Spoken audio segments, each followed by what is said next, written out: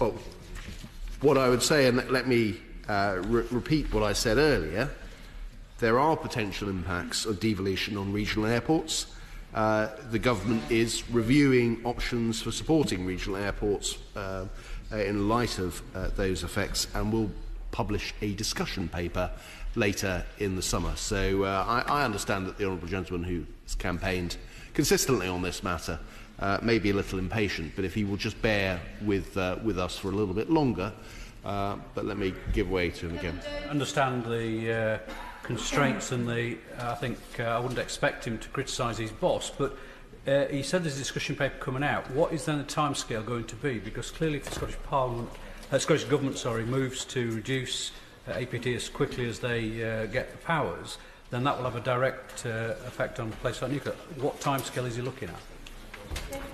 Again, this will be set out in the discussion paper, and I think he would expect me to say nothing else on that particular point.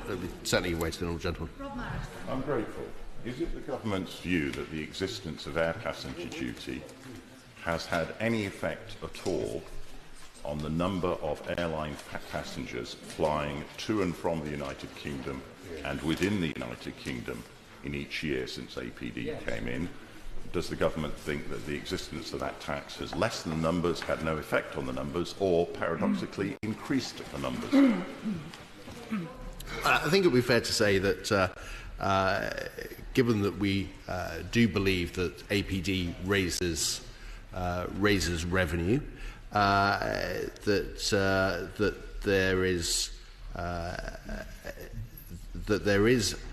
that there is an adverse effect, or it reduces the numbers who fly, but not as much as those. But well, yes, I wish to take we should put it as neutrally as I possibly can. But in terms of, we don't believe that the behavioural effects are as great as those, for example, the PwC report in this particular matter. So, which is why it does indeed, we believe, raise revenue. But as I say, we are moving, and there is a consensus in this, and not a universal consensus, but I think there is a consensus that it is right we move on APD. And as I say, in terms of the point on regional airports, we will come back to that later in the summer. Can I also just pick up the point on the aggregates levy? The honourable gentleman, the member for Edinburgh South, asked that what the likely progress was in terms of dealing with the legal matters here. The European Commission was forced to reconsider its 2002 decision that the exemptions from the levy did not provide state aid from legal action by the British Aggregates Association. They announced their decision in March, finding that the levy as a whole was lawful, as were most of the exemptions. The government is currently informally consulting trade associations on draft legislation to reinstate those exemptions, for example, for slate and clay, found lawful by the Commission in March 2015. Ms Engel, with those points of clarification, I hope that the clauses before us can stand part of the bill.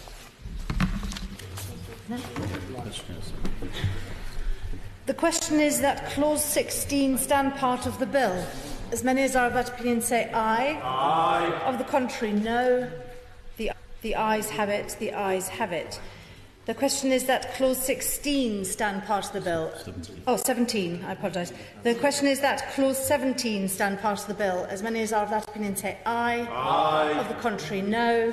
The ayes have it. The ayes have it. The question is that Schedule 1 be the first schedule to the bill. As many as are of that opinion say aye. Aye. Of the contrary, no. I think the ayes have it. The ayes have it. The question is that Clause 18 stand part of the bill. As many as are of that opinion say aye. Aye. Of the contrary, no. The ayes have it. The ayes have it.